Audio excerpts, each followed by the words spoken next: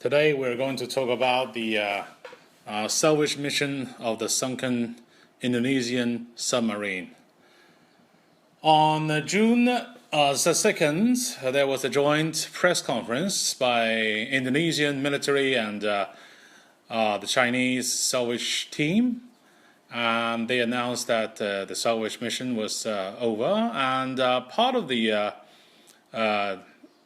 debris was salvaged. The Indonesian military thanked the Chinese side for the help and assistance.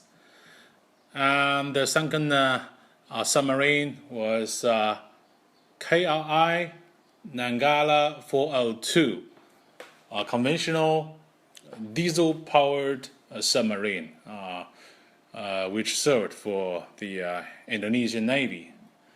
And they lost contact with the Indonesian Navy on April the 21st at 3 o'clock.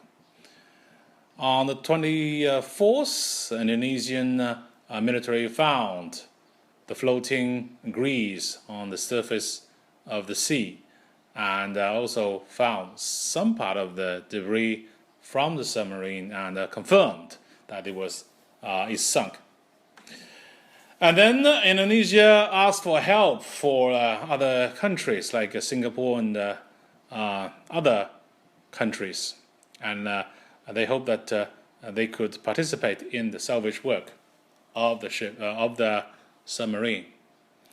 The countries like Singapore, Malaysia, and even Australia has sent some forces to help coordinate the salvage work, and also including India. And lastly, it was confirmed that the sunken submarine was located at the siege trench as deep as 850 meters, and it was broken into 3 pieces because of the huge pressure. And the crew, which was 53 people, and there were no survivors among them, unfortunately. And lastly, Indonesia asked China's side to assist with the salvage. And several ships and the teams were assigned from China to finish this task. And now Indonesia has announced they have finished the work and expressed gratitude to China on a number of occasions. So we can see from that this mission, the salvage mission, has been finished successfully. The reason why it was stopped so quickly could be out of several reasons.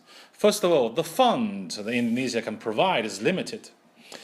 Although in 2020, Indonesia made the record high military budget for their country in history, however, it was just something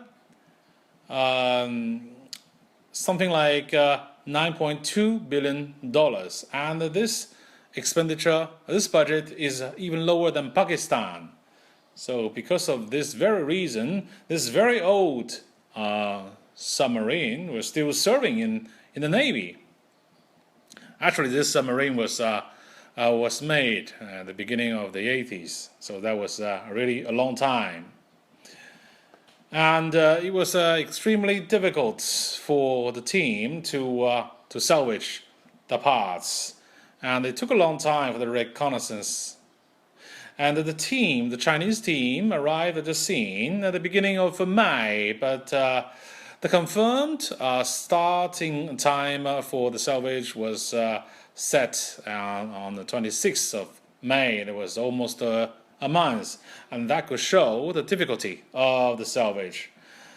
And the cost of the salvage is extremely high, and it looks like Indonesia cannot afford the cost, and that's one of the reasons why they chose the Chinese team for this task, since China can provide them with affordable price for the salvage. And even for the big major powers in the world, like the United States as well as Russia, if they have sunken submarines, normally they would just give up salvaging the whole vehicle. They just maybe sometimes they could blast the sunken vehicles to avoid leakage of secret data.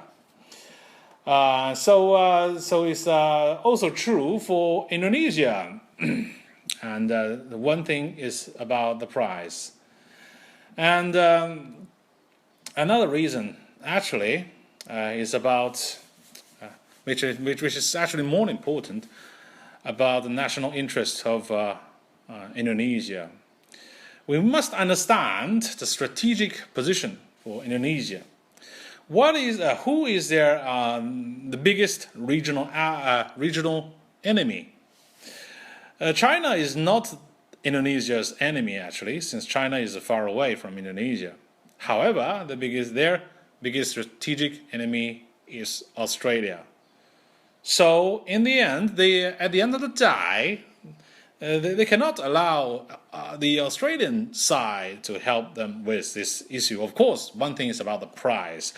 However, the more important thing is that, as we know, submarines and military equipment could contain some military secrets.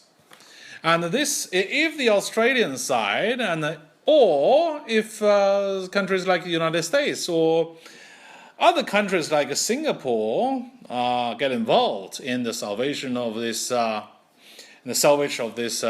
submarine, some sensitive data could be leaked to the Australian side, since all those countries are U.S. allies, and they do have a intelligence sharing system between all of them. So in that case, that could pose a serious national threat to Indonesia. So, because of this very reason, Indonesia cannot allow countries like Australia or even other countries like Singapore to get involved into that, or the United States. So they have chosen China, since it is very safe to choose China, since China is extremely unlikely to leak this sensitive data and intelligence to Australia, since we do know the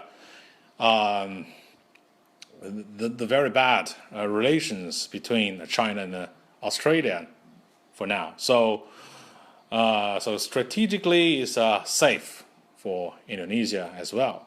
So also at the same time, from this cooperation, Indonesia can maintain friendly ties with China, and it is helpful for Indonesia to secure the Chinese COVID vaccines as well as investment into their country. So because of these reasons, and they chose China's team to do this job. And the Chinese side has sufficient equipment for that. Since China has deep sea vehicles which can get into the depths even much greater than the debris of this sunken submarine. And actually, most part of the debris were not salvaged, since Indonesia cannot afford the cost. And also, it was actually sufficient for them. The critical part of the debris, from the sources I have gathered, is the propellant blades, which are actually very sensitive in terms of military secrecy. And Indonesia cannot allow this important intelligence to be leaked to Australia at any cost. So in this case, they entrusted China to get the sunken propellant blades, and that is the critical part. Besides that, China's A deep sea vehicle also took enough high definition videos, HD videos, and photos for the debris, so that the real cause of the accident could be analyzed with the videos and photos. So that was sufficient for Indonesia. Unfortunately, the bodies of the victims, I mean the crew, cannot be salvaged, since they cannot afford the price actually, and they can only give up that plan and gather the most important part for them, which is about the reason of the accident, analyzed through the photos and the videos, and for the hardware part is just about the propellant blades. So, and after that, this salvage mission can be considered as completed by Indonesia. So that is the whole picture of that.